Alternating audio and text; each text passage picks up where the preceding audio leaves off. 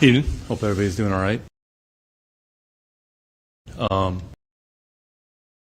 First round honestly played out the way we sort of anticipated. I think there ended up being, I don't know, like 7 tackles, 2 guards, a couple quarterbacks, 5 or 6 receivers, a couple backs, and then 14 players on defense or whatever it was. Looked at a couple. And then, I think moving 2 spots, it was just more of semantics and more than positioning more than anything else. Some interest in the player, so we felt like, all right, we'll just move a couple spots, essentially give up a 5th-round pick. This is essentially what the difference is when you actually do the math. To get a player who I think you all just spoke with them, but I would say, the things that stand out about him, toughness, violence, physicality, playing style, his intelligence. Basically, the guy wants to step on your throat in every play. So, which I would say sort of embodies what our football team is about, the way we play. Intense, violent, physical. Like, we're going to run the football this year. It was an area that we felt like we wanted to and needed to improve here in the offseason. Hopefully we've done that. And I would say Big Red is hopefully, a part of that. Like, where's he going to play? Like, who the hell knows? We'll figure out, like, who the best 5 guys are and, put the group out there that we think is going to help us the most, understanding that we'll probably need 8 to 10 guys on the offensive line here at some point. So, he's a player that, again, a good example, transfer up. So started at obviously a lower level, then transferred over to Georgia Tech and had a good career there. Was at the Senior Bowl. We spent a little bit of time with him here in the spring. Cole went down there and worked him out.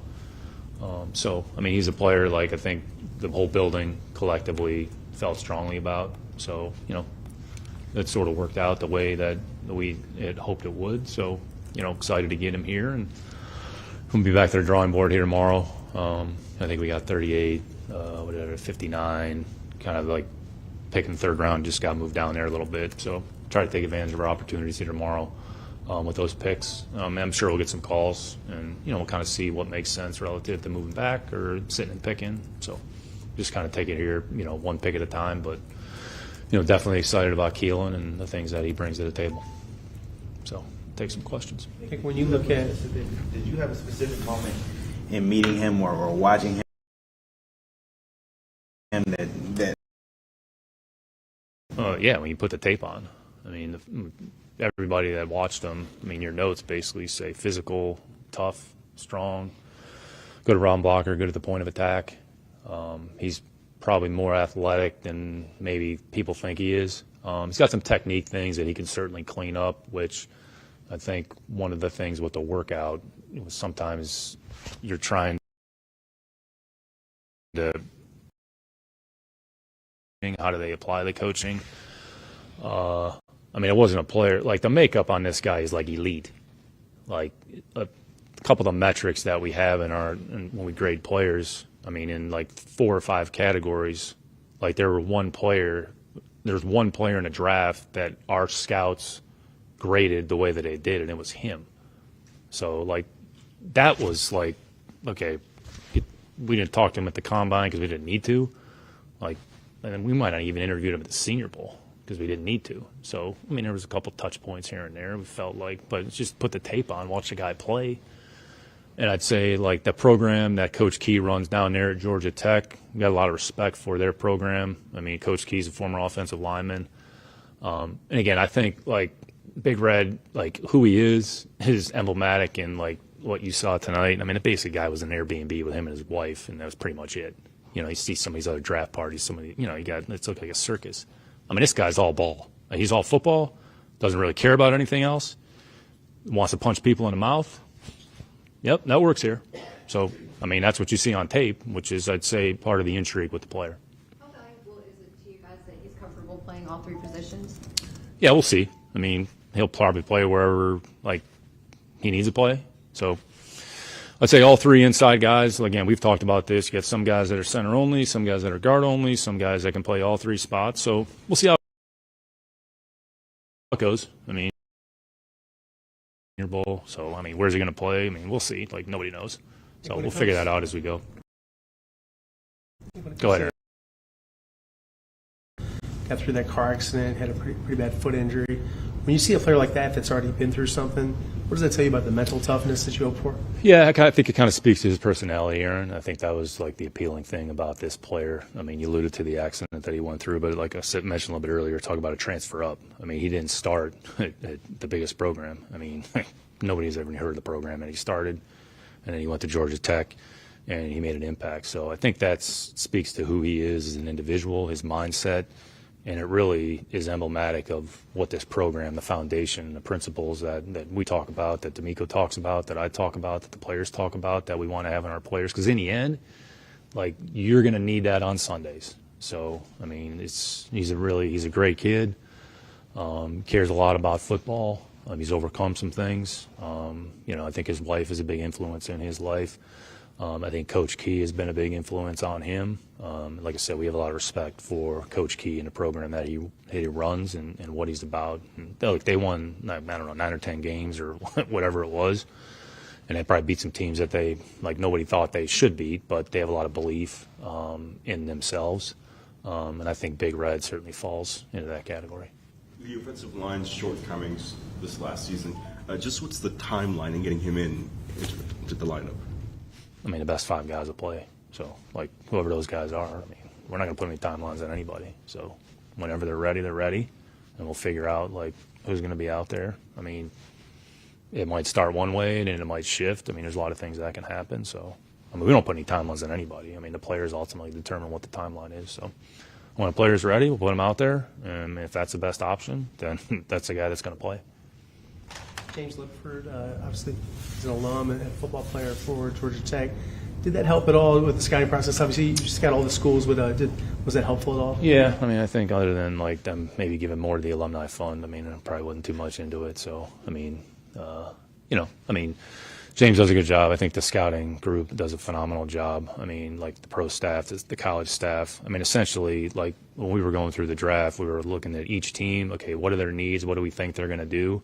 And whoever had that team had an answer in a heartbeat. And honestly, it played out exactly the way I thought. So, I mean, I have a lot of respect and appreciation for our group. They work really, really hard. They take a lot of pride. They care. They're informed. They understand their teams, and they provide incredible information so that ultimately we can make good decisions for the organization. So that's the most important thing. On the scouting report, it talks about how great of a run blocker he is and how he's able to maul the defensive lineman in front of him. But they said that some of his weaknesses is pass blocking. How much can Cole Popovich help him with that? Yeah, I don't know who said that or like what scouting reports like we're reading or who we're relying on. I mean, all players have areas that they can improve and fix. So, I mean, it doesn't matter who they are, what they are. So, again, I don't know what scouting report or who said that. I mean, we don't really care. What we care about is what they do when they walk in our program and what we're going to ask them to do. And all they want to do is see a player like take coaching, improve, and apply what we're teaching. That's all we care about. At the same ball, he took a couple of snaps at center. Were you all able to observe that, and what did you think? Yeah. I mean, I think sometimes it's probably hard to extrapolate too much, when a guy just goes down there in the Senior Bowl for 3 days and, has a couple snaps and like, well, you're making a projection based off of that. So, again, we'll see how that goes. I mean, if a guy can put his hand on the ball, then, okay, what does that look like? Then the communication that's involved with it. So, again, like when a player walks in the building, like we'll put things on his plate, see what they can handle, and see how quickly they can adapt and adjust to what we're asking them to do. Nick, was the interaction with this kid at the Senior Bowl, was this sort of like the coup de grace on top from what y'all seen on the tape, or was this sort of like put the period behind this is the way you want him on your draft board? Yeah, I mean, I think we grade the player in the fall and you assign a grade, and there wasn't a lot of variation or deviation like after the season. I think one thing you have to be careful about is, okay, you spent all this time in the fall, and then, okay, you start making adjustments or changes based on like Senior Bowl and all that. So I think our scouts, our grades were pretty consistent throughout. So you're just evaluating the player, evaluating the performance. Honestly, I'd be careful to put too much stock in the Senior Bowl either way because, again, it's a short snapshot. Small snapshot. So, but everything is all encompassing at the end. Tape, Senior Bowl, Combine, Pro Day, workout. If you do a visit, those Zoom, like whatever the case may be. So you try to accumulate as much information and create a profile on the player as possible, and then just try to take that information and say, here's what we think we have in the player, understanding, there might be some deviation or variation when they get here. So it's all part of the process, all part of the evaluation.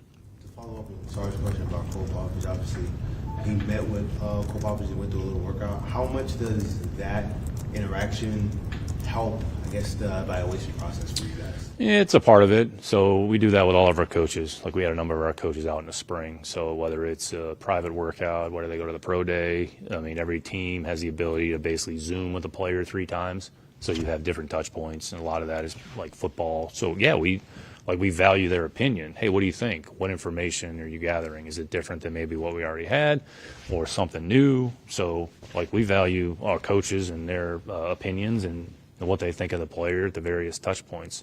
Again, it's a snapshot. It's not the only, like, we're making a decision based off of that. It's an accumulation over time. And I'd say with this particular player is pretty consistent what we're getting in return.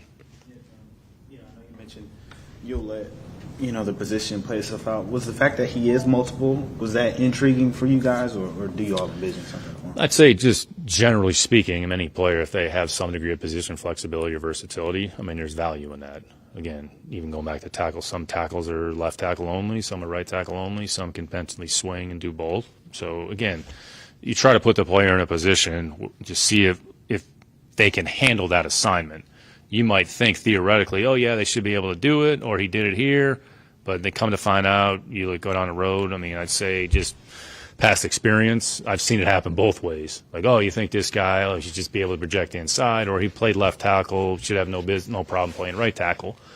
And then you put him over there in the right side, and it's a disaster. It's like, well, let's just keep him over there where he belongs. So, again, try to see what a player can handle, and ultimately try to fit him in best where, like, they're comfortable, we're comfortable, and then go from there. Thank you. All right, thanks.